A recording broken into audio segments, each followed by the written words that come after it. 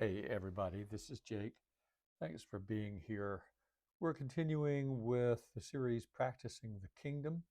It's a series that explores how following Jesus reshapes our imagination, our desires, and our way of life. Today, we're considering the countercultural shape of Jesus following culture. So let's get started with sheep among wolves.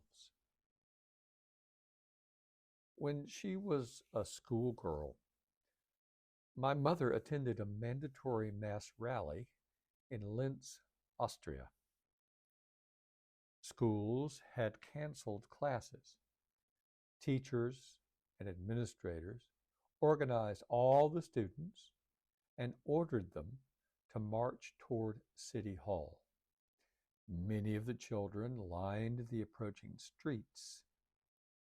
Some, including my mother, stood looking up at a balcony waiting for the famous speaker to emerge. It was March 13th, 1938.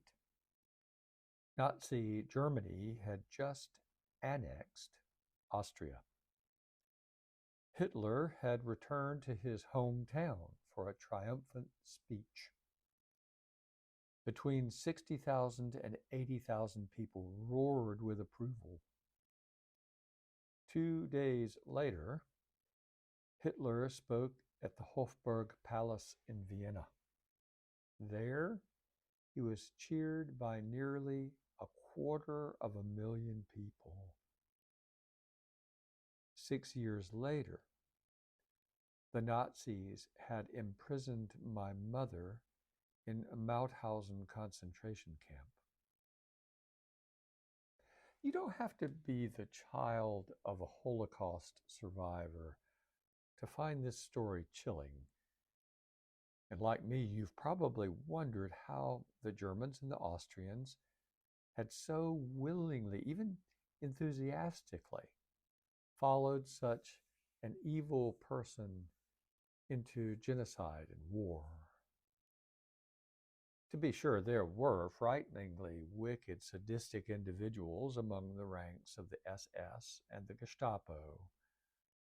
But the vast majority of Germans and Austrians were pretty much like the rest of us.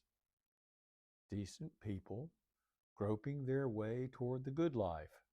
So, what possessed them to embrace the Third Reich?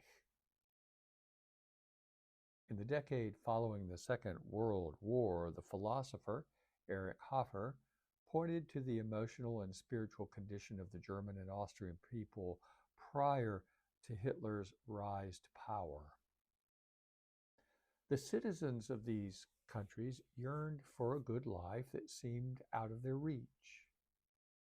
Disappointed, frustrated, and resentful, they welcomed a story that made sense of their circumstances and offered them a path toward reaching the kind of life they desired. Central to that story was the identification of a common enemy on whom all their misery and unhappiness could be blamed. So they were bound together by a shared resentment and a common cause: eliminate the enemy. Hofer identified this dynamic in Nazi Germany, but people have formed themselves into groups around shared frustrations and scapegoats since there were people. Another theorist, René Girard, is well known for identifying the pervasiveness of the scapegoat mechanism in human societies. And he also urges us to see that Jesus invited us into a radically different kind of community. Jesus gathers his disciples, gathers us, into a community of love, a community that experiences itself as the beloved and so engages the world with that love. Like all human beings, we long for the good life, a life laced with meaning, enriched by belonging, and animated by purpose. Followers of Jesus recognize that things are not as they should be. This world is marred and burdened by sorrow, misery, and wickedness, but we do not look for an enemy to destroy. We look for a wound to heal.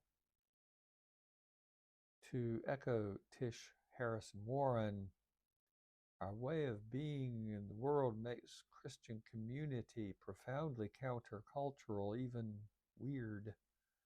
This is what Jesus was getting at when he said, I am sending you out like sheep into the midst of wolves. So be wise as serpents and innocent as doves. We are sheep. Our sense of belonging derives from the one who already loves each and every one of us. We are bound together by the common cause of embodying the kingdom through the love we show for everyone, especially those ground beneath the wheels of the powers and principalities. But let's be realistic. We are sheep among wolves. The world is still dominated by those who seek out enemies to destroy, by wolves. Their way is the way of power and violence. And sure, Christians have endured and may again endure persecution at their hands, and yet there is a far greater danger for us. We can identify the wolves as our enemy. Our outward actions may not resemble theirs, but the patterns of our heart can become wolf-like. Perhaps that's why Jesus also said this, love your enemy.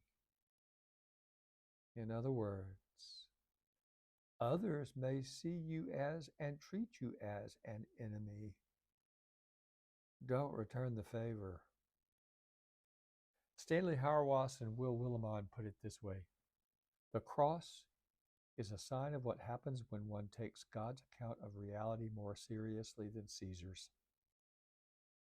The cross stands as God's and our eternal no to the powers of death, as well as God's eternal yes to humanity, God's remarkable determination not to leave us to our own devices. My mother told me only once about being in that crowd in Linz. She remembered nothing about what Hitler said that day.